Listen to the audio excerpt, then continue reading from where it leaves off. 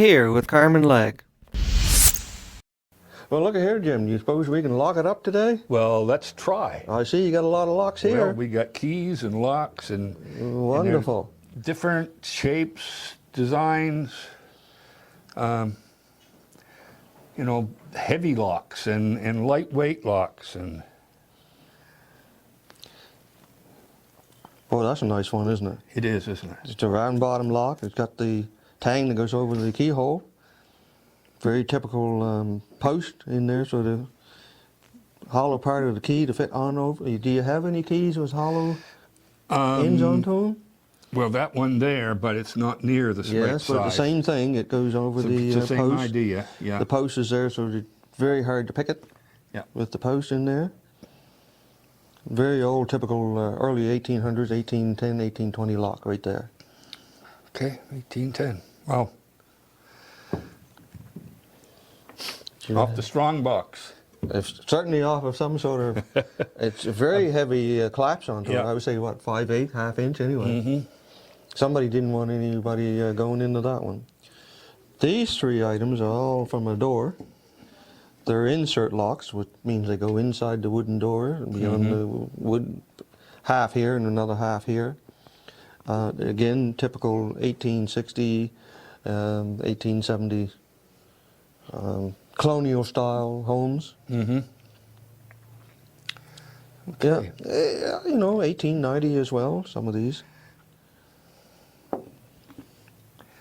They're going back in time. Do you think these were found on homesteads or in fields? They were found in fields, but that doesn't mean that there wasn't a homestead there sometime. I would say it probably was, yeah. Yeah. Which would mean there'd be more household items in that area. Yeah. Yeah. Because when you tend to find some things, you find more and more.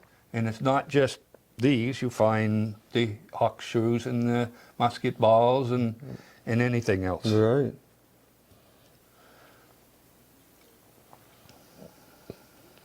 Another round bottom. Sort of tapered round bottom as opposed to a perfectly round bottom. Right.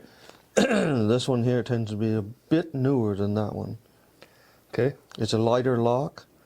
This one has a iron shutter, we'll say, an iron tang. This one here is not. This is sort of like a white metal material. And that's meant to keep the moisture out? Keep the dirt, closed? mainly the dirt from going in there. It keeps mud wasps and stuff like that from building nests in there and so on. Yeah, because you've got to be able to get that key in there. Yeah, especially in the wintertime. You don't want water going in there and freezing and so on. Yeah. A very old key.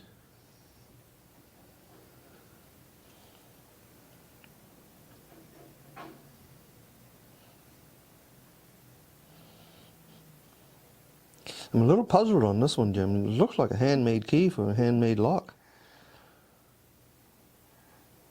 A very, very large lock. Look at the tang on there. I know. If that went inside the lock itself would have to be 1.5 inches thick. At least. Big. Yeah. Handmade lock. Can you imagine finding a lock that thick? Wow. Yes, indeed. That's sort of a unique little front on that. The key would have had to be in a special shape, and in order for it to go in there, in order for it to turn. That's right. It has crossbars into it. Yeah. So you couldn't just simply take a key, skeleton key, and insert it in the hole because it just simply wouldn't go in there. So this is a very rare lock. It had a insert inside the lock that allowed the key tangs to go in the hole, and as the key was turned, the tang turned with it. Okay. Inside. Yep. And released the latch. Yes. Yeah. Okay. This is hard to see, that latch. I can't see inside the tang. These two I can. This one would have had a piece coming out there with a notch in the side. Mm-hmm. This one has a notch in the center of the tang, in the center of the clasp. Again, wow. It's a very rare lock. I'm not really a highly educated expert on locks, but if you took to that somebody that knew their stuff, he'd be able to tell you where that lock was made and in what time period. Right. You might be astonished as to what that is. Well, okay. Thank you. I would say it's somewhere along the British. I'm not going to say English, because by British I mean it could be Irish, Scottish, or Right. England, or so on. But it's a very rare, valuable lock. And these, of course, are all Yeah, all what through is standard different time zones. padlock. Yeah, yeah. These are all. Actually, Jim, I have one on my barn that's identical to this. Identical to it.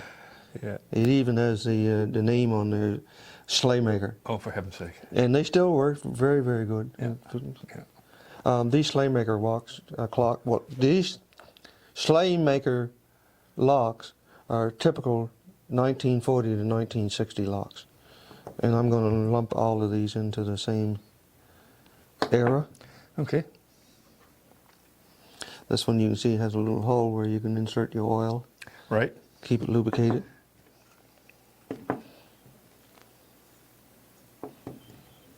And again, nameplate over a lock. Right. You can see the keyhole. Very ornamental. It is for a large key. Yeah. Would it be on the front door of somebody's house to make it look prestigious? Oh yes, yeah. Yeah. It has the holes on the side where it was riveted on. Yeah. No, this is a typical nameplate that would go over some of these inserts. Mm-hmm. And some of these insert locks required a larger key than what you have here. Okay.